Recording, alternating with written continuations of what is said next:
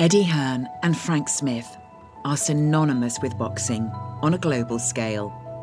As chairman of Matchroom Sport and CEO of Matchroom Boxing, respectively, they are at the helm of one of the world's most successful sports promotion agencies and are responsible for promoting some of the biggest fights in recent years, including Joshua versus Klitschko, Joshua versus Usyk, and Canelo versus Saunders. Dana White, president of UFC, once famously said he would never allow a woman to fight in the octagon. Thankfully, Hearn had more respect and a better vision for women stepping into the ring. At a time when other promoters failed to get behind women's boxing, Hearn was unequivocal in his interest in working with Katie Taylor, who turned pro in 2016. He has been instrumental in transforming the sport for women, bringing it, rightly, into the mainstream. Matchroom was behind the Taylor versus Serrano fight in Madison Square Gardens in April this year. Arguably, one of the greatest fights in boxing history. In this podcast episode, we chat about all things boxing, business, and how these two heavyweights in the world of boxing promotion really get on. Ladies and gentlemen, we are thrilled to be in conversation with Eddie Hearn and Frank Smith. And of course, your host for this evening, me. I've got a funny story about the Go book. for it. I know we're on limited time. So they came to me. I started doing a podcast for BBC. Well done. You can listen to it. No Passion, No Point. Available on all outlets. Yes. And they came to me and said, we would like you to write a book. And I was like, I'm only 43. I don't think like you should be writing a blog. No, we're just about your mind, like work ethic, etc. It's very cool at the moment, isn't it? Like psychology, mindset, work ethic. Overthinking. Yeah, overthinking. Yeah. And I thought, yeah, we can definitely take advantage of this. And I wanted to give my time to the public and, you know, teaching my skills. And anyway, it's called Relentless, right? And I won't lie, right? They gave me a lot of money, right? Yeah. But they also, it was during the pandemic, so I thought, I've got nothing else to do, let's write a book. When they say write a book, I mean, really what happens is someone phones me up about 20 times about 2 hours ago and then gives you a book, right? Yeah. So everything in it is from my mouth, but via sort of dictation. Right? Yeah. So during this time, my dad had been writing his autobiography for about 10 years, right? When I say writing his autobiography with a pen, right? Pages of it, like literally going down to his lake where he fishes and writing 2 or 3 pages and then gives it to a ghostwriter, et cetera, et cetera. Yeah.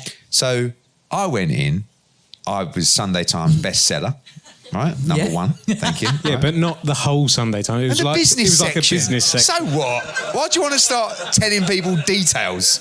The number one bestseller, this is where you got to learn, right? Anyway. I've got to keep you grounded. No, it's number one bestseller, business section. Yeah. Don't need the business section. Anyway, so he goes, read your book, load of shit. Don't stop repeating yourself. Was a bit repetitive, wasn't it? I mean, paragraph 7, 8 and 9 was the same thing. Yeah, same Who said your book was shit? My dad. Oh my God, okay. I thought you meant Frank. You have to understand the way... I said your it as dad. well. I said it as well. Okay. You have to understand the way that I was brought up. This is the kind of thing, right? It was shit. I said, wait till you see my book. I said, okay. Right, so he goes, I said, what publisher are you going to use? So he goes, I'm going to go out, speak to them all, Penguin, HarperCollins, you know, blah, blah. I said, all right, okay. So I told him how much I got for my book. He went, wait till they see mine. Anyway, goes to 2 publishers, comes back. And I said to him before, you should talk to my publisher. Nah, talk to your publisher. Publish books like your book. This is a proper book. Anyway. Goes out, right? About a week later, he goes to me, what's the name of your publisher? So he goes in. Anyway, cut a long story short, they gave him a quarter of what they gave me. He was absolutely devastated. But what he said was, put me on a bonus. He went, put me on a bonus to sell books and make it that if it's reasonable, I'll get the same amount of money as him. He went all over the country, right? Yeah. With books in his car, right? Trying to sell them. He went to Lakeside, right, in Essex. My kids went, and I went, what was it like? They said, we were the only one there. Oh, no, don't. In Lakeside. No. That's his home turf, right? Honestly, I've never seen, God. and it's a really good book. Like, it's genuinely a great book. He's grafted. I sold about 80,000 copies, right? Yeah. He sold, I think he's up to 6,000. It's so sweet. And is it a bit it's competitive? And you tell him every Sunday We'd lunch? die in the effort to outsell each other in a book. Oh, my goodness me. But he still goes back to yours is shit. Anyway, that was the story. What were you saying? No, I love that story. Yeah, thanks. Going back to Matchroom Boxing. My question is... How did we start? No, yeah. So basically what I found out in the book... That was it, yeah. Back to the book... Relentless was the book. Yeah, it's still available. Relentless. And the audio version is also available. And your dad's book is called... No, I did the audio version. No, that's a good story. It's 75% off now, Relentless, no, as well. It's not. No. All remaining hard copies. This is a good story. Yeah. Right? So they said to me, do you want to do the audio version? Yeah. Now, that wasn't in the contract. So I said, well, how much is the audio version? Yeah. Anyway, it's actually peanuts in comparison to the book, but I thought, still money, right? So I was like, so what do I do? They said, you come down, we need 3 days, we need 4 hours a day doing the audio book. 12 hours to read the whole book? Yeah, but I said, why do you need 4 hours? Why do you need 12 hours? And why do you need it 3 days? Well, you don't want to do it in a day. I said, yes, I do. Anyway, got in the car to drive to the audio recording with Frank. Now, this was right in the middle of COVID, right? I felt dreadful. I didn't tell Frank at the time, but he was sitting next to me. And I drove to London, and I've never felt so rough in my life. Anyway, we got there at 8 o'clock in the morning to the studio. I left there at 7 p.m. that night, having done the whole book. But I had to have a couple of breaks because I was hallucinating. And you had the breaks because you realised how bad it was as you were reading it. I was like, at one point I went, oh, there's been a mistake here. I've already read this bit. They went, no, that was the paragraph before. I was like, oh. Anyway, yeah, he didn't get COVID because he'd already had it. But yeah, that was another story. Back to what you were saying. So you actually did the audiobook with COVID, feeling terrible. 11 hours it took me. Have you listened back to it? Yeah, terrible. Does it sound poorly? Yeah, no, it was good. It was good. You should get it, honestly. You should try it. It's great. But that's the thing again. It's your drive, isn't it? Because you didn't want to go back 3 times. No, you just wanted to get it done. Yeah, but bish, bash, bosh. You don't need to sleep. No. No. So anyway, back to my original question, and they'll be going like that in a minute, and I'll go, thank you very much, that's it. Oh, there is this other thing. I should say. I know what you're going to say. Go for it. Go on. What am I going to say? About getting started in boxing. Yes. Take it away, Frank. Eddie. Oh, Jesus. Was that deliberate? No, that was deliberate. Like the ultimate Giving Frank one. something to say. You're now talking to me going, these blokes are tossing. Sorry, I'm not. I'll come and sit with you. Yeah. Yes, it was. Yes. About how it started when you were in Vegas. Yeah. So I was... I grew up around boxing, really, from 8 years old. My dad's first show was Frank Bruno against Joe Bugner at White Hart Lane. And that was when I was 8. Then we had Eubank against Ben, Nazim Hamid, Lennox Lewis, Nigel, like everybody. And I grew up just in the gyms and around boxing and always wanted to be involved with boxing. Used to think I could fight a bit, clearly not, if you watch the footage. And then I ended up going to work for a business outside of my dad's company because I didn't want to just go and work for him, represented sportsmen, and then eventually represented golfers on the PGA Tour, on a European Tour, and then found my way back to Matchroom after 5 or 6 years working in sport. And we started to work in poker, but we were doing something called Prize Fighter, and it was 8 fighters, quarterfinals, semi-finals, finals, one night. It was like 2020 cricket. Yeah. The purists hated it, but the casuals loved it. And it was very entertaining. It was very easy to watch. Viewership, people's attention has dwindled. They don't want to watch test match cricket. They want short, sharp action. So Prize Fight was very successful. But at the time, there was 4 promoters on Sky. There was my dad, there was Frank Warren, there was Ricky Hatton, and there was Frank Maloney, now Kelly Maloney, all right? And everybody split the dates, but everybody hated each other and didn't want anyone else to do well, and it just wasn't working. But we were just doing prize fights, and my dad was doing a few shows, but prize fight was our thing. So I went to Las Vegas to play poker, and I was sitting at the poker table, and Audley Harrison comes over, Olympic gold medalist, sort of semi-decent heavyweight, wanted to promote himself, had a bit of a disaster. And he just said to me, you guys still do the boxing? I said, yeah. He said, couldn't get us in a show, could you? I just need like a 6-rounder. I want to get my way back into boxing. I can't really get the opportunities. So I said, well, you should go in prize fighter. He said, I'm not going in prize fighter. It's just like three 3-minute rounds, you know. I said, well, 3 3-minute rounds. I said, you won the Olympic gold over 3 3-minute rounds. I said, if you win that, I'll get you a European title shot.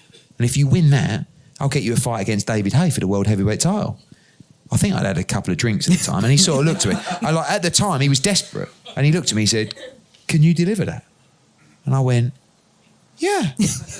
And the sort of voice went up, and I went away. But all I was really thinking about was getting Audley Harrison in the heavyweight prize fight would be great for the show. Yeah. And I left there, and I remember calling my dad, and he said, "How are you getting on out there?" I said, "Yeah, good." I said, "Just met Audley Harrison." Oh, God, what does he want? Audley Harrison was everything my dad hated about boxing. A fighter that wanted to be his own manager, his own promoter, do his own shows. Fighters fight, promoters promote, as far as my dad's concerned. And he's right, really. Yeah. I said, Dad, I think if we get him into prize fighter, I think he'll win that. We'll get him a European title shot, and then he can fight David Haye. He went, are you mad? I went, no. He went, well, listen, you're on your own. He said, because I ain't working with Audley Harrison. No way. So I went, all right then. Anyway, next thing, we met then the day after. And he's kind of like I said, someone that was like desperate to be led at the time. And I've sort of span him this vision that I didn't know whether all I was thinking about was prize fighter. Yeah. Anyway, he agreed. He went into prize fighter. We took it from York Hall to the XL, from 1,200 people to about 5,000 that night. And he won prize fighter. I just remember getting in the ring with him after, and he's like, step one, now for the European title. And I'm like, oh, shit. I was thinking, we got the prize fighter trophy, but all I'm thinking is, how am I going to get him a European title? Anyway, next thing, I'm working away at it. I've got him the fight with Michael Sprott, Alexandra Palace. And I remember it so well because I was sitting there, I had this terrible sort of metallic grey suit on, and Audley Harrison fought Michael Sprott. And in the 3rd round, he tore his pec. And he lost every single round. And with about a minute to go in the 12th round, I couldn't believe it because by then I'd actually started to talk to David Haye. Yeah. He thought I was mad, but I said, look, after this, I'm going to come talk to you. And with a minute to go, my dad sort of looked at me. He'd lost every round. And my dad looked at me and said, you all right? I said, no, not really. Fucking hell, Dad. I said, all he had to do was beat this bloke. I said, I think I could have got him David Haye. He went, no, well, listen, it's boxing. He said, when you get in the ring after, go up, commiserate him. I'll get in, congratulate Michael Sprott. I went, no, I'm not getting in the ring. I fucking can't believe it. He's not even thrown a punch. He's like, no, don't be a sulker. Get in the ring after. I went, no, I ain't getting in the ring. Anyway, with that, he has thrown one punch and knocked Michael Sprott clean out with 1 minute to go. I've never been in a ring so fast. Audley, he said to me, I knew it was coming. I said, so did I. I was sitting there. I said, I didn't care if it was a minute to go or 10 seconds to go. It was a message from God. He said, exactly.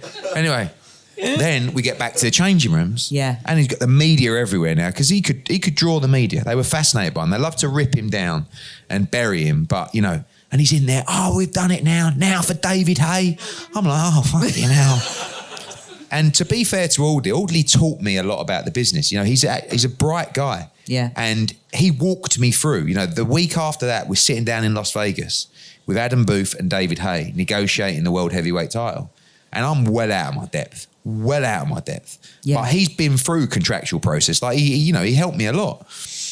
And it was just, we went on this journey, got the fight signed. I think he made a couple of million quid. We were on 15 or 20%. It was massive for us at the time. Yeah. And I went to training camp with him in Big Bear. And the thing is with Audley was he really got you to believe. And he got the public to believe as well.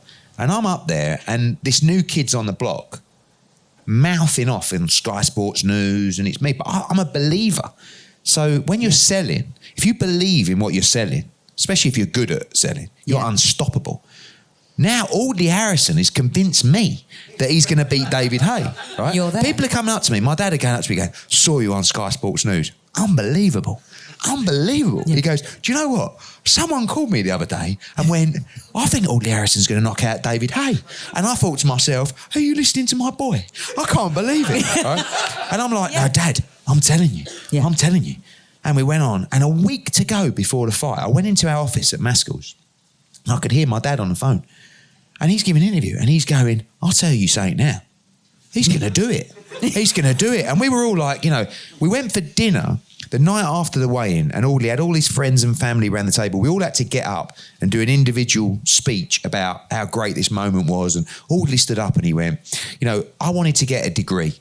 And people laughed at me. They said, I'm not bright enough. I don't have an education. I went out there and I got a degree. Then I started amateur boxing. I said, I want to win Olympic gold.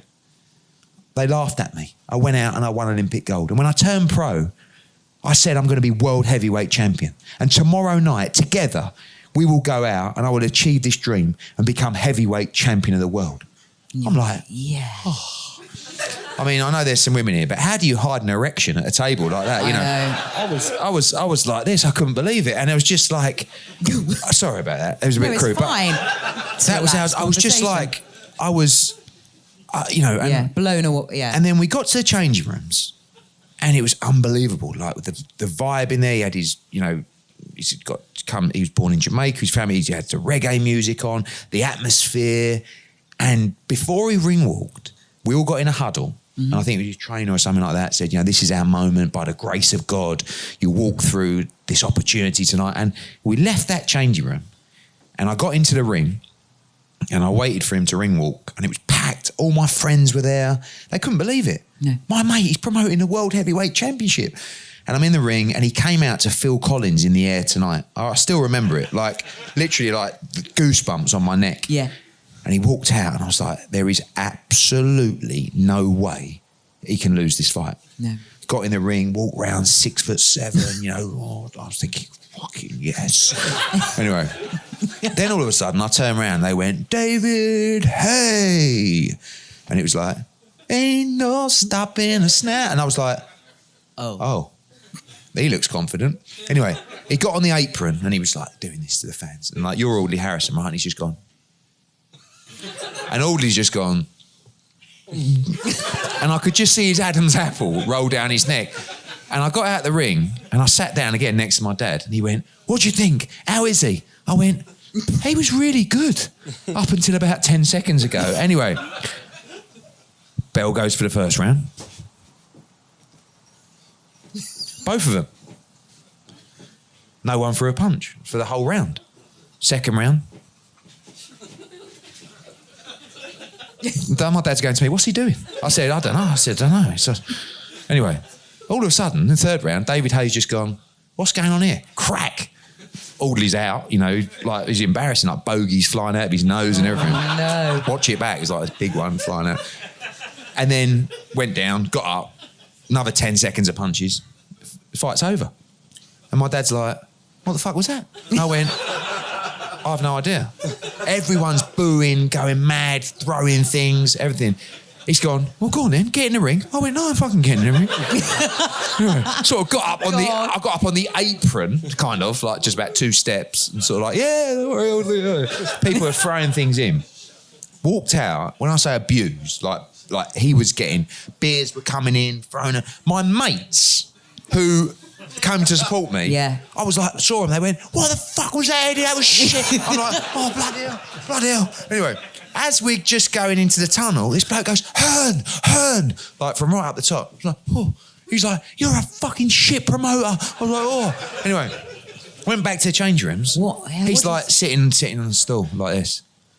And I'm like, what do you say? Everyone's going. So I went up to him, I went, what happened? And he went, what? I went, what happened? And he went, I just knew he was waiting. I knew that if I threw a punch, he was going to try and throw one back. And I'm like, I swear that's boxing, anyway. And he was like, yeah, and I'm like, anyway, talk about the media. They're all outside. Boom, boom. I said, listen, mate. I said, you, for the sake of all of us, have to go to the press conference and just say, I froze, right? The biggest opportunity of my life, I'll never be able to sleep again. Not just tonight, again. Not even with his night nurse. No. Right? No. And just be honest, because he did freeze. He did freeze. Yeah. Yeah. So anyway, walked up to press comms. It was like packed, lights everywhere. I'm like, and Brian Warner, who's passed away now, he said, Audley, what have you got to say for yourself? Everybody paid this money, etc., etc. And he went, well, I'm thinking, he's a good talker, all this. I was thinking he could play this real good. Yeah. He went, I just feel like the ref jumped in too early. I'm like, and everyone's just going mad. And then I walked out of there like an hour later, went back to the change room and they were getting changed. And I said, look, guys, see you at the hotel. And I've never felt just confused, baffled, everything. And I walked out the chat and I'd given David Hay loads of stick in this build-up. I said he's overrated, he's not really heavyweight, he's got no chin, like all this stuff, right? And as I was walking out of Audley Harrison's change room, I looked down the hallway and David Hay was coming out of his change room. And I thought, oh, shit. I mean, I was only young, really. And I just thought, oh. Anyway, started walking up there and thinking, oh, my God, I don't know if he's going to just chin me or just take the piss out of me or whatever. And I walked up to him and I went, all right, Dave. And he went, well done. And I was like, eh? He went, you were brilliant. Well done. And I was like as if to say, obviously you knew all along. And I was like, oh, yeah. Dave, yeah. Good night for you, mate. A few pay-per-view buys. And just walked out. And the next week, I've never been so abused. I mean, even now, like walking into like the sandwich shop, people were asking me for their pay-per-view money back. And it was just, I just thought to myself, that is me done. I've promoted the world heavyweight title, co-promoter, but that's enough for me. I don't really want to be involved in this. No. And then the phone wouldn't stop ringing, and everyone said the same thing. If you can do it for Audley Harrison, I know you can do it for me. Darren Barker phoned up. Next thing, Kell Brook's dad wants to see me. And then Carl Froch signs. We'd sign those three, which were the three nearly the biggest names in boxing, British boxing at the time, all within like 2 weeks. And it just went from there. And I just said to Sky, you got to get rid of all those promoters and you got to sign with me exclusively. And they said, look, we don't do that. We've got these 4 guys. We've had them for years, etc. I said, well, I'm going to show you what I can do. And then when the contracts are up, you're going to get rid of all of them. Wow. And that's what happened. It's amazing. So how many do you have on the roster now? Approaching 100. I mean, internationally, we're in 8 markets. We've got fighters in Mexico, Italy, Spain, Australia, America, UK. So it's become a big operation. All from Sir Audley Harrison. Well, it should be Sir, but MBE for sure. It just shows you, doesn't it? You never know where something's going to go or how it's going to land. No, and it was never really the ambition. I love boxing. It's a passion of mine. It has been since I was 8 years old. That's the difference. But, I've been in boxing since I was 8. He is in the business of boxing, which is a really good mix because he doesn't there's no passion with him for the sport necessarily. Yeah. It's about the business for him. And sometimes I can let that passion, maybe cloud my opinion or my strategy where Frank can just keep it grounded. I go mad during the fights. Yeah. AJ Usyk. I was thinking the other night, even when Fabio Wardley was fighting. You have to pull him back. I was on the floor. Nearly in the ring. I was going, the seat was here. I was like sitting down and my dad was looking, what are you doing? Get up. You nearly got Carl. You nearly got Carl Froch disqualified. That was jumped in the ring, cut a bit before early. the fight was over. Yeah. He was in the ring. Well, the ref went like that. Yeah. So I jumped in the ring, picked up Carl Froch, span him round, looked back over at the fighter, and the ref was going 5, 6. And I went, shit. And I just dived out of the ring. But once you cross your hands, the fight's over. You should know better. Yeah. Because sometimes you put yourself in a bit... when I was watching some of the YouTube videos, I haven't written this down in my questions because I've got so much to ask, but I'm going to ask the one I haven't written down. When they're face up, the boxer, is it called face off? Yeah, head to head. Head to head. Yeah. You're standing sometimes in the middle, and Always. sometimes they get Always. Have you ever nearly been punched or? No, someone asked me that earlier here because they said, I've never been punched. No, I mean, Derek Chisora threw a table at me, where it's actually at Dillian White. But when you pay people on time, you don't really get punched. No, I mean you just know? by accident. Do you know No, what I mean? I've thought that. You're so there. Yeah, I've thought that because these guys, one on the chin, and I mean, it would go. People would love it if I copped a stray one, because I'd be out cold. Out cold. We should do it. We should do it. It would be good numbers. Oh, great. Great numbers. Yeah. Organising the event. Yeah. That's what I think. I mean, with this YouTube stuff, it's only a matter of time before I end up having a fight anyway. No, true. Well, if the money's right. Yeah, you'll do it. I will do it. Yeah. I will. How much? 10 mil. 10 mil. Five. That means 5. Okay. That's 5. Shut up, Frank. That's 5. Okay. The honest one. Maybe 4 or 3. Or just a couple of beers. We'll see what happens. Yeah, I love that. I know. I want to fight Simon Jordan. And, Easy work. I'm going to talk about Anthony Joshua for a moment, who we adore in our household. And he's now signed to Matchroom a career-long basis. And how much do you think that the Matchroom and AJ relationship has shaped boxing in the UK and actually around the world? Because AJ is a... He helped... I mean, we were on a great path, great trajectory, but he helped us take it to another level because he made stadium fights just the norm. I mean, before Anthony Joshua, we did Carl Froch against George Groves at Wembley, 80,000, famously. Carl always tells us. And he's been inducted into the Hall of Fame today, which is fantastic because he's a tremendous fighter. And AJ made it the norm. Yeah. And no one's ever delivered numbers like Anthony Joshua. And yes, he's a good friend of ours, but I will always stand by this guy as a standout individual. With unbelievable work ethic, manners, loyalty. Like there's no bad side to this guy. And what boxing did to change his life. We do a lot of work in the community with grassroots boxing. My kids go to the amateur boxing club. There is honestly, anyone in here that has got children, please take your kids to the local boxing club. Not to become fighters, unless they find a passion for it. But what it teaches them for kids today, discipline, respect, manners, integrity, being part of a team, being part of a community and a family. And he is the perfect example of how boxing changed his life. He was going to prison. Yeah. He was involved with drugs and gangs and stuff like that. And just one day found Finchley Boxing Club and went down there. And it wasn't to become the world heavyweight champion. It was just to be part of something, to give himself, some discipline, what he calls it, the regimental lifestyle that he was lacking. And you see now, 10 years on, these kids, I see it as a parent, frightening the lack of respect, manners. Everyone's like, honestly, take your kid to a local boxing club. You will never, ever forget it. But he is a standout guy. And I've seen his life change a lot. You talk about his reaction after the Usyk fight.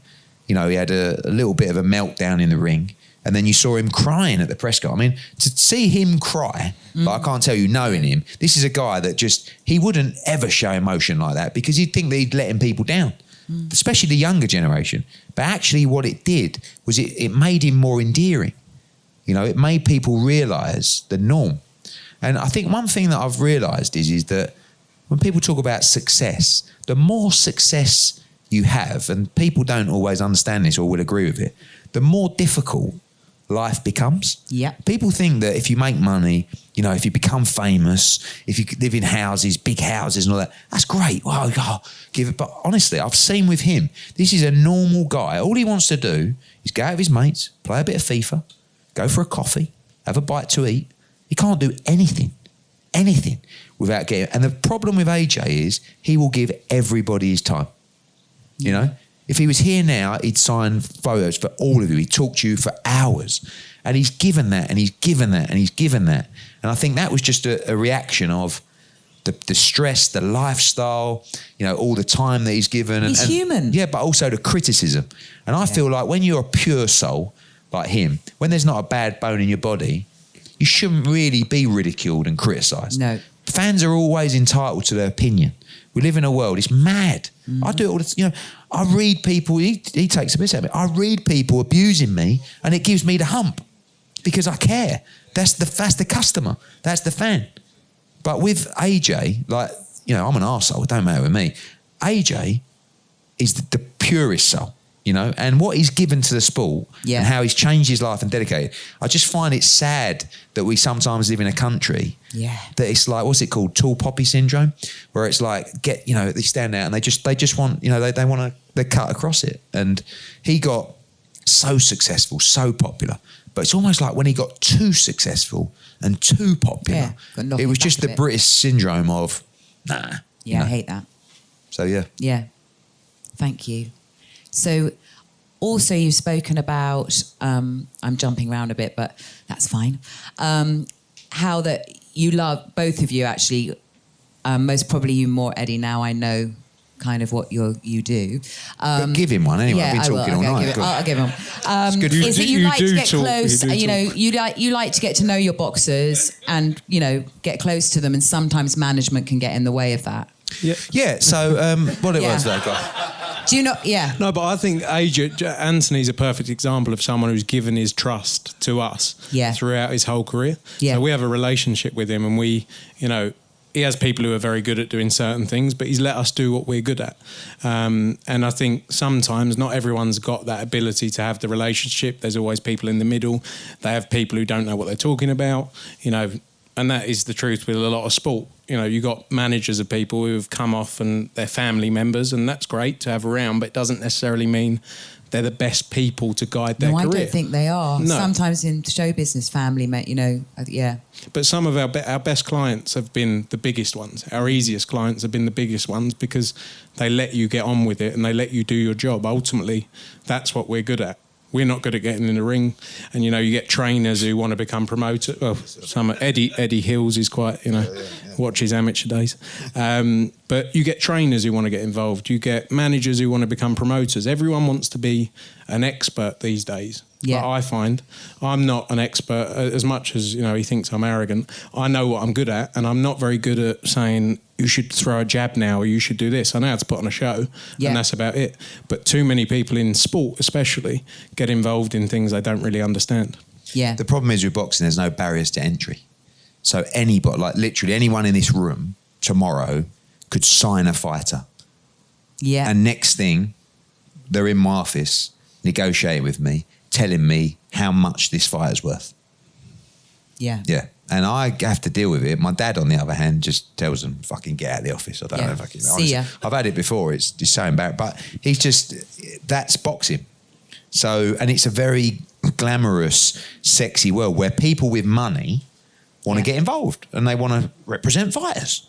And next thing, you've got a businessman or owns a company's come in and said, right, I want to talk about this fight. I've looked at his contract. I don't think that money's right. Yeah. It's like, on what basis? Yeah. And we just did a show at the O2. He sold 3,000 tickets. But you also live in a market where there's so much investment in promotional companies. So every now and again, there's a new wave of money that comes in from an investment company, wants to be a part of a boxing company. They go in, they spunk all their money, a new promotional company, they go out of business. Then another one comes in, overpays fighters, they go out of business. But it's just a test of time. That's why I got respect. Although we don't always get on with Bob Arum and Frank Warren, they're unbelievable, the longevity in the sport. Don't ever see me in the sport at that age. No. At 50, I'll be gone. These guys, Warren's early 70s, Bob Arum's 92. I know. We'll be out of it. We'll be doing these talks. Do you think you'll ever stop? Yes, because the boxing business makes you miserable. There's no way about it and I see it, and every now and again I have to kick myself because I do an interview and I go, you sound a bit bitter there. And when I started, I used to look at these people and say, whatever you do, don't become them. No. And I used to criticise them so much, but it's actually not their fault. It's just years and years of disloyalty, things going wrong, just the business. And you can't help but make it miserable. It make you miserable. Every now and again, you have a night and you go, this is why I'm in boxing. Yeah. Right? But generally, it's headache after headache after headache after headache. Now, the reason I'm still in is because I will not let them win. But at some point, you have to say, if something is, I know there's a life for me with so much more happiness beyond boxing. So much more. But it's my life, it's my passion, and I just want to win. Yeah. But at some point, enough's enough. Yeah. Now, listen, that could be... No passion, no point. That's the podcast. It's actually, I don't know if you've heard about it. It's a great... it's a podcast. you've had that one. But that's the thing. And, because the commitment that you make to your career, really, you always have to weigh it up with your life and say, am I happy? Yeah. And the answer is, yes, I'm happy. Could I be happier? Without doubt. But that's the sacrifices that comes with the commitment that you make. And the commitment that I've made, easier for me than him, is my family. It's our company that my dad built under a snooker hall in Romford over 40 years ago. And now we're out there, there's probably a float incoming. I mean, it's an incredible story. Yeah. And it's my responsibility as his son to carry on that legacy. So it's almost like happiness is everything. But there will be times in every job where you'll think, I don't want to do this anymore. But at some point you'll go, I'm done. And it won't be 55, 60. I'll be out. Because again, watch the interviews. It's unbelievable. Yeah. Bob Arum, Eddie Hearn, he don't know shit about boxing, And it's like he's going red, and Frank Warren's there. That's a good impersonation. Warren's there going, "What? I fucking tell you." And I'm just looking at him going, "What are you doing?" But that's why I've got to keep watching these things just to make sure that I don't become. Now there's younger promoters. I'm 43. Before I know it, that bloke fucking, and it's like, what's that all about? So you just got, but it's the business does it. The business will get you. So I will eventually, I might let him do it. I mean, the only thing he can't do is press conferences and stuff. You've heard him tonight. He can't really speak, but he's brilliant. Because you don't let me get a word in anyway. I think you're being harsh. I know my place. That's all right. Yeah. You're very good at that. I couldn't do the things you do. Yeah, exactly. If you subscribe to a fabric of life coloured by the sea, subscribe to Open Water from Rockwater for exclusive performances by international recording artists and world-class musicians, celebrity talks and stand-up comedy, to film screenings by firesides, well-being workouts and beach-bound meditation. Open Water gives you exclusive access to the best that Rockwater has to offer. Played out over 3 floors, just a stone's throw from the water, with remarkable food and drink experiences for company. To find out more, contact the team today. openwater@rockwater.uk. Open Water, made by the sea. Well, not Are your very well. girls Not showing very any interest at all? What about your girls? I wouldn't want my kids to really be involved in the family business. One, because I want to take all the glory and it ends with me. Yeah. Right? No, but on a serious note, it's hard to explain. Look, I'm being very lucky. My dad came from nothing. He made money. I had a great upbringing. I was, we had everything as a kid. But it is the responsibility of following in the footsteps of a successful father. Right? I do know. Exactly. So, and it does come with extra stress and extra pressure. Yeah. But again, I can't sit here and moan. I got dealt a good hand, but I don't want them to have to outperform me. Yeah. It's a lot, and I want them to do their own thing in their own name. Yeah. And find their own passion, because it's, it becomes a sickness, really, well, I think where you just can't stop. In being I love them. But what I do, I'm a failed athlete. I would love to have been an athlete. That was my first. Sport is the foundation of our family and it taught me everything, and this is, again, I go back to kids now. Sport, forget just boxing. Sport is everything for kids, right? In my opinion, winning, losing, teamwork, individuality, discipline, management, respect. You see people, when I see my daughter play football, whatever it is, they finish their game, they all line up, well done, great game. The team goes over, they pick a player from the other team who gets man of the match. Just little things like this. This moulds the next generation. And sport for me, all I was taught was winning is everything. You would, you were, and that's interesting. Because I would come home, I play cricket at a high level. My dad would say to me, how many runs did you get today? No, okay, I was 6. I got 6 and I was good ball. 6? Useless. 6? You've been down the nets 4 times this week. Come on, what's the matter with you? And I'd be like, oh, yeah. And I'd go back but it was never, oh, well done. You know, you took part. That's fantastic. It wasn't about that, was it? No, but it's just winning is everything. It's not, I don't recommend it. I mean, I try my best as a parent to avoid that. But there's no point lying. In life, winning is everything.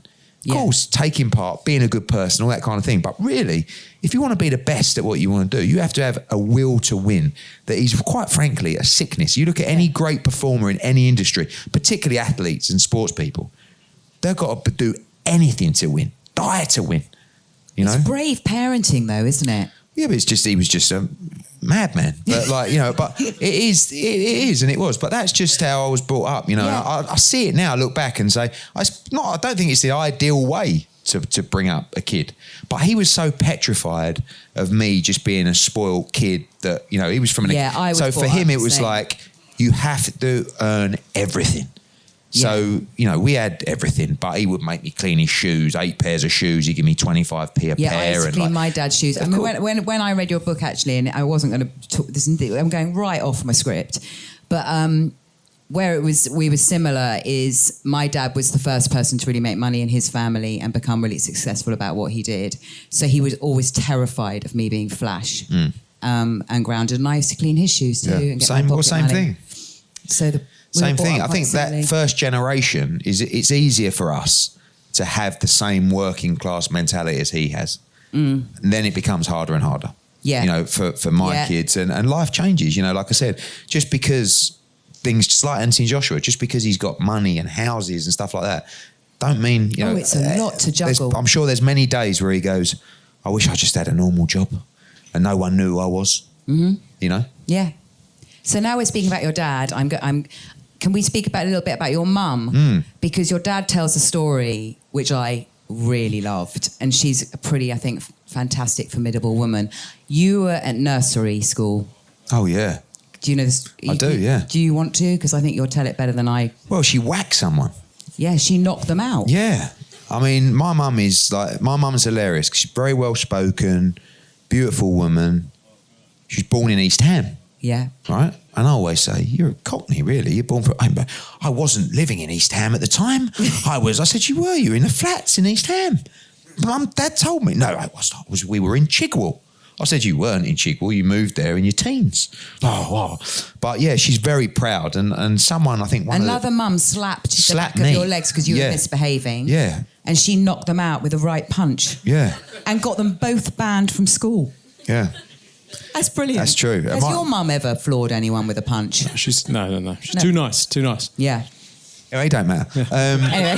So there was this other time. Thanks for trying, though. Thank you. I'm bringing you in, darling. What have I told you? That was the opportunity for you just to make up some elaborate story about your mum knocking someone out. Imagine. You could have rolled with it. Could have been 6 of them. But he's honest, isn't he? He's honest. That's why we're the duo. Swung the handbag round, turned round, there was 2 more, the nut went in. It was just, you could have just ran with it. Yeah.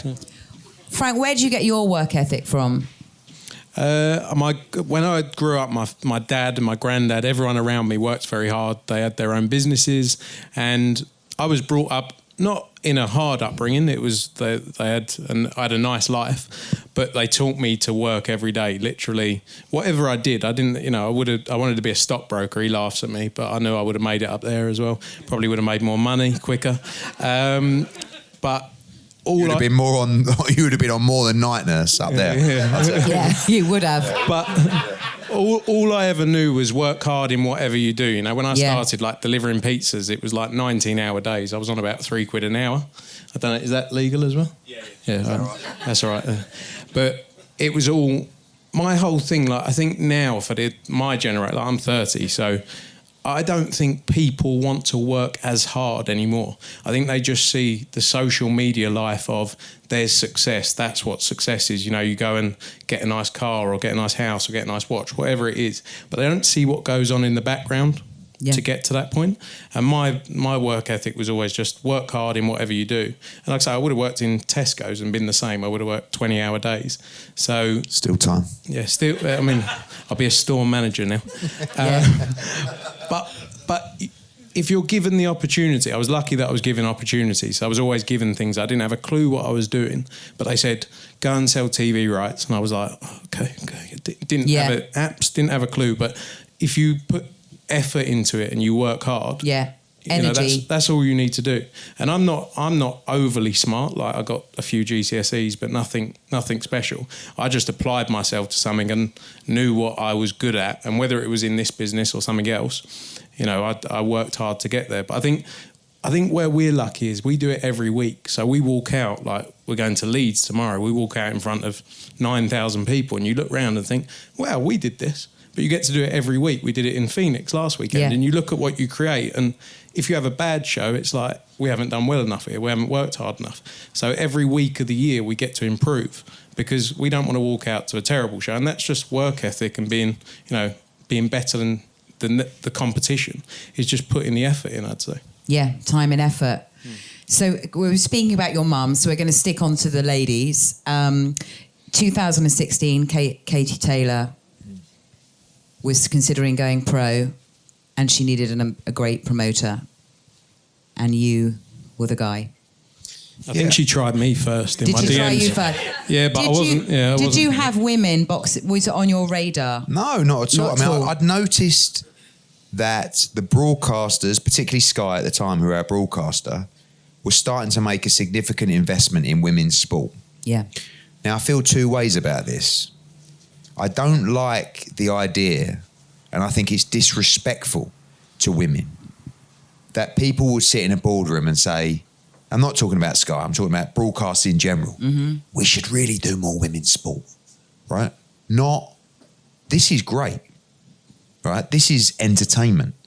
These athletes should get the same opportunity. I just feel like the world is very much like, yeah, let's do that. Let's go carbon neutral. Let's do that. Let's introduce that, without really having a belief and a passion for something. But I had noticed that the broadcasters in general were making an investment in women's sport. I wasn't a fan of women's boxing. I hadn't seen enough of it. No. But in 2012, I saw Katie Taylor win gold in London. And it was like the highest decibel recording from the Olympic Games when she beat Natasha Jonas. Did you make that up? Actually, no. But it is something I could have very easily made up. So thank you for pointing that out. These people in this room, they're never going to believe a word I say again. I probably don't. Yeah. Anyway, did you let me tell my story, will you? I've never heard you say the word decimal point. Was that right? Decibels? Yeah, thank you. Yeah. Anyway. So she finished in 2012, but she wanted to go to the Olympics in Rio in 2016. Yeah. She went there. She got knocked out early in the group, in the pre-qualifying stages. And one day I was sitting in the office and I got a DM. And it clearly wasn't written by Katie, as I found out later. But it was like I've changed women's boxing in the amateurs. I believe I can do it in the professional ranks. I need a great promoter. Would you be interested? Blah, blah, blah. You have to understand, Katie Taylor, boxing was banned in Ireland for girls. So she had to go through the doors of the Bray Amateur Boxing Club and pretend she was a boy every time she went into her amateur boxing club. So she would put her hair up in a ponytail and put a head guard on and walk through the doors. And when she boxed in the amateur tournaments, she boxed as Kay Taylor. And she was a boy because she wasn't allowed to fight. So she was boxing boys. Wow. Then, once women's boxing became a little bit more appreciated and recognised in the amateur system, there was no women's boxing in the Olympics. She campaigned to the IOC for years to allow women's boxing to enter the Olympics. I said no, they said no. In the end, they said, listen, tell you what we'll do. We'll let you do a fight in front of the IOC and we'll decide whether boxing goes in the Olympics. Find an opponent, whatever, So she turned up with, I think, the number 2 in the world. And they had a tear-up in front of the IOC. And the IOC went, wow, women's boxing is allowed in the Olympics. And then she won gold in 2012, which was the first year. So this is someone, and I knew this story, and that is a true story. And I thought to myself, I've got to have a meeting with her out of respect. I'm not going to do anything, but, she's an all-time great. She turned up with Brian Peters, her manager, I know very well. And I just... she sat opposite me in the office and I just couldn't believe. It was like the energy, we talk about energy, the passion, the faith, I said to her, I remember I said, tell me about your life. I said, what matters to you? She said, boxing, God, and my family. I'm like, how'd you sell that? You know, that was the first thing. But it was like, we had an hour and then we went to lunch and I finished that day. She got back on the plane to Dublin. I couldn't stop thinking about it. You know, I was thinking, what if we could do something here? You know, again, spoke to my dad, wow, mate, women's boxing. I mean, that whole generation, no, women don't fight. What? No, I said, Dad, honestly, this girl's amazing. I said, watch her take. I said, in Ireland, she's huge. And the first fight she ever did, we headlined her at Wembley, 2016, I think. Yeah, 2016, November. We headlined her. We got ridiculed. We got laughed out of town. We were the only promoter really televised promoter doing women's boxing. She walked out that night. It was unbelievable. She looked like a Mexican world champion, double left hook to the body, to the whole crowd couldn't believe what they saw. And from then, we've never looked back. She's boxed at Barclays Arena in Brooklyn. She's boxed in Boston. She's boxed at Madison Square Garden 3 times. You know, and of course, culminating in her just filling Madison Square Garden, the first ever female fight there, selling out 19,000 in one of the best fights they've ever seen. You know, talking about an arena that's had Ali v Frazier, the owner saying this is the greatest fight we've ever had. And that's one of, you know, but as I said earlier, one of the most rewarding things about it is it got there on its own quality, its own merit, not, like us going, we should do some women's boxing because it will keep everybody happy. She'd done the work. And that's how you have longevity. Women's boxing now is on the rise at such a ferocious rate, not on par with men's boxing yet, of course, but, you know, the equal pay, this kind of stuff. And when we talk about equal pay, it doesn't just mean that, you know, there's a middleweight world champion for men, there's a middleweight champion for women, they should be on the same money. The commercial value of a fighter should determine their money, regardless of sex. Yeah. And now Katie Taylor is making $1 million, maybe even $2 million, maybe even $3 million for her next fight. It's unbelievable. When she started, she was making £5,000 for a fight. Like, we never expected to get here. But she is an incredible woman, an incredible individual. I talk about AJ. She's another one. Yeah. You know, who I would put her trust on us and vice versa. And just an inspiration. And when you talk about a simple life, you know how simple her life is. Wakes up, goes on a run, comes back, read the Bible, go to sleep, get up in the afternoon, go back to the gym, do some sparring, go home, have a little read, go back, do her strength and conditioning, go to bed. Every day. She's 36 years old now. But the reason that she can have that longevity in her career is the way she's lived her life. Yeah. And her love and passion for boxing, for her faith.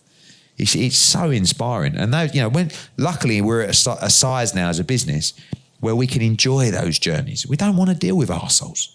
No. We have to.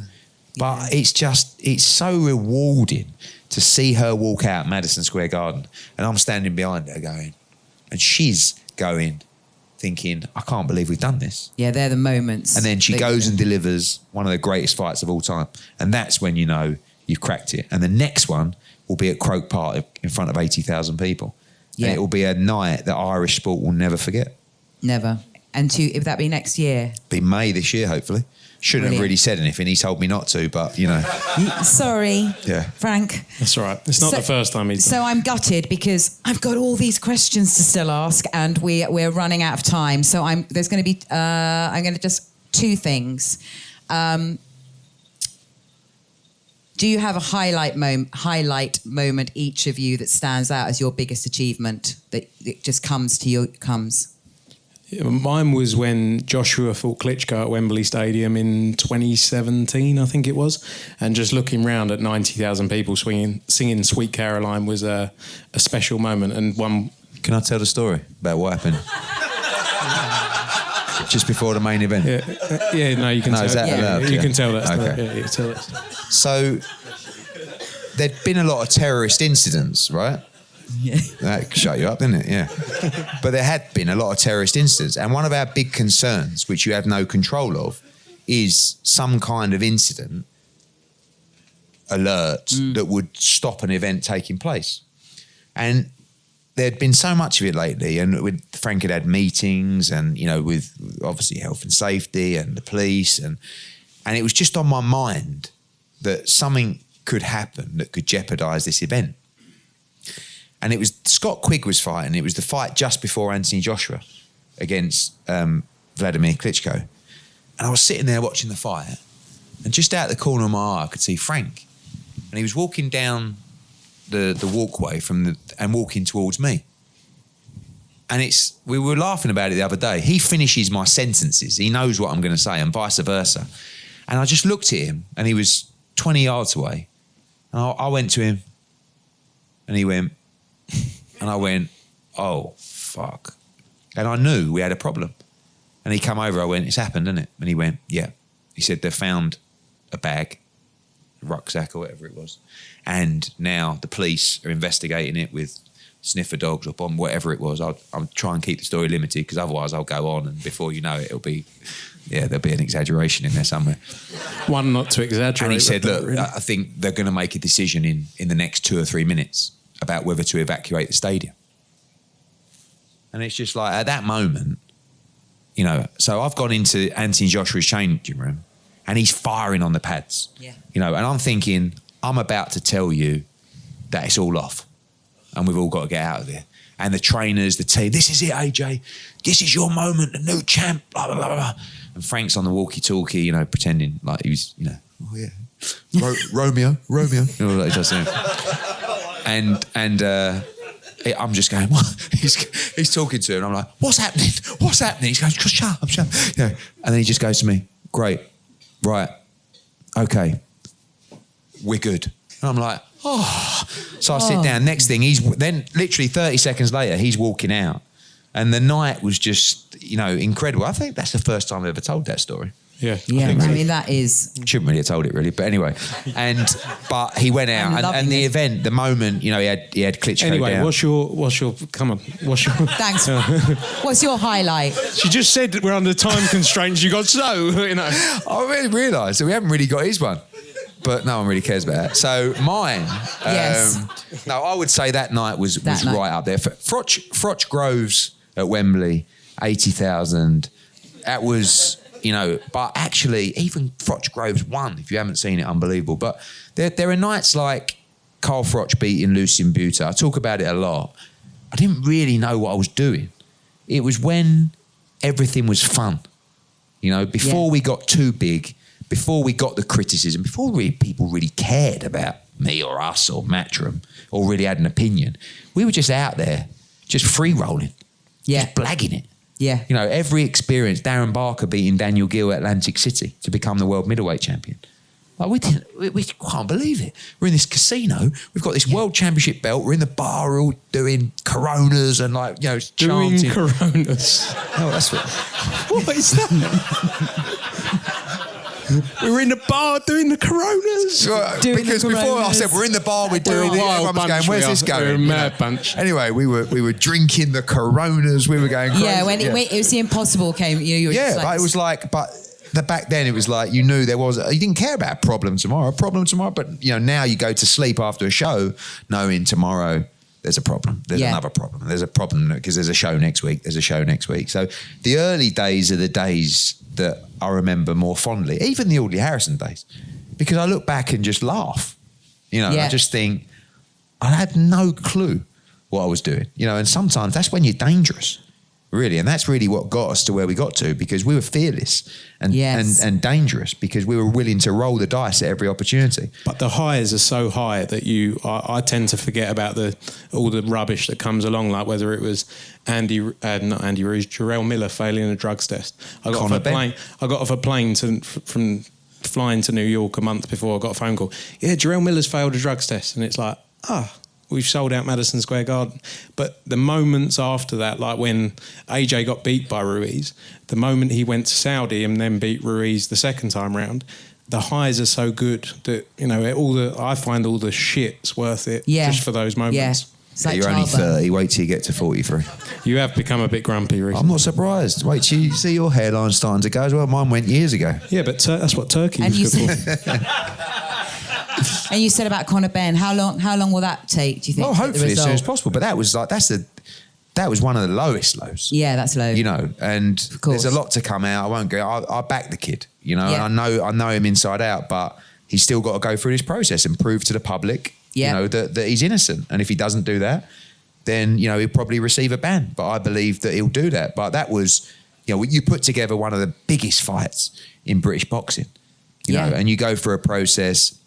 The thing that hurt more about that was we, as we always do, put the decision in the hands of the governing body, the British Boxing Board of Control. Yeah. And they took weeks and weeks because again of a lot of evidence that will come out to make a decision. And ultimately, it's always our fault. You know, we're always regarded as British boxing, really. And we took a lot of flack for that. And we made mistakes, there's no doubt. But it was a very difficult situation to handle. But if the board would have made their decision when they received the information, we would have got no criticism. It's just that they took 3 weeks. And then afterwards, it just, you know, it looked terrible. And it hurts when you love the sport so much, where your integrity gets questioned, you know? And it is a business, but we do love boxing, you know, and I'm very passionate about boxing and care about it deeply, you know. And then you start, you know, we work in the community all the time at grassroots. Then you start going, oh, look at them now trying to get brownie points by going down the amateur boxing club. We've been doing that for years and years. It's in our blood. So, you know, those times are very difficult, but they don't last. You know, my dad's such a great person to talk to when you have moments like that, because he will say, don't worry, keep doing the right thing. Fuck them. You know, you know in your heart you did the right thing, and it will pass. And you just think it won't pass. And then next day another story comes out. Next day another story comes out. Then this happens. Then this. And it's like, it's a never ending. And then eventually it just becomes easier. It's like life. You know, the problems, they always go away. Always go away, problems. Yeah, nothing stays the same. So if your 80-year-old selves walked into a room right now, what would you say to them? Well, that's a great question. I'm going to take that for my podcast. Okay. Yeah. And then I'm going to ask you another one. You won't. Will you actually So if your give? Will 80-year-old you give the self- person the chance to answer it though?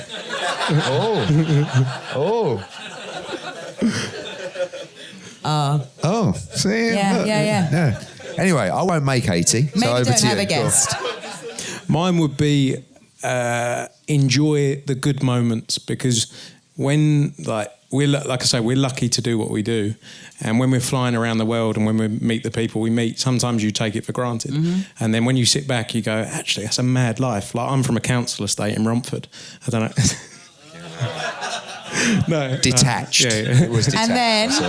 No, but enjoy the moment. Enjoy those moments, because it's quite easy to get caught up upon, you know, the travelling, or like, oh, this is hard work, or there's problems here. But actually go, you know, I've been like lucky enough to do crazy things that I never thought I'd be able to do in my life, and actually sit back and go, actually, I appreciate that, rather than just do it for 40 years and not think about it. Yeah.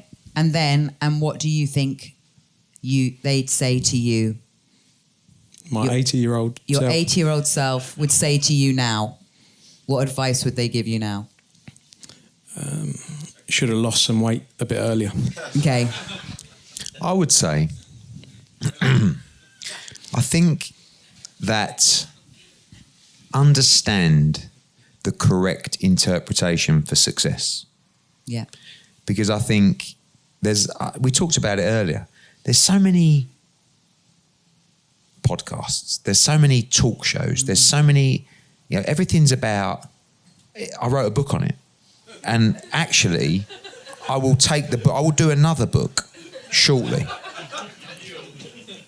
apologising for the first book. But actually, my mindset has changed so much during the years since that book, which is only 3 years ago. Yeah. Because the book is all about don't stop, whatever it takes. You know, and actually what I've learned is that success is just an individualistic view. Success to many people may be being successful. And I used to think that if you didn't have a good job, if you didn't have a big house, if you weren't a great sportsman, you weren't successful. But actually, it couldn't be further away from the truth. Some of the most successful people in the world have what may be perceived to be very little or nothing. Yeah. And I think that's probably what I would teach myself. Don't get caught up with all these, don't grind yourself to the bone, chasing. You need to find yourself, you need to be happy. But interpretation of success is key for me. Because that's changed so much over, especially recently. I don't know whether it's the pandemic, I don't know what it was, but I just started thinking to myself, I should look at people and say, well, you've done nothing. What have you done with your life? Yeah. But actually, those people might be a lot more successful or happier. In the whole pie. Of course. I mean, that's why, in a way, I love doing these podcasts because I love speaking to people and hearing people with their ups and their downs. And sometimes life can be amazing and sometimes it can be heartbreaking. And I just think it's really important to talk. I agree. And on that note, I would like to say, Eddie and Frank, it's been an utter pleasure to speak to you this evening. I'm sorry I've got to round it off now, but I do. He was just getting started. I know. Honestly. He's going to go and I'm going to stay. The bad news for you is they'll go as well. Go on, carry on. So, I'll buy you all a drink if you stay. I loved speaking to these two, a genuinely funny and authentic pairing. It was a pleasure speaking with Eddie and Frank about their passion for boxing and business, as well as hearing the secrets and stories of their enduring partnership. Don't forget to let us know what you thought by rating and reviewing, and make sure to keep an eye out for our up-and-coming episodes. We've got some good ones.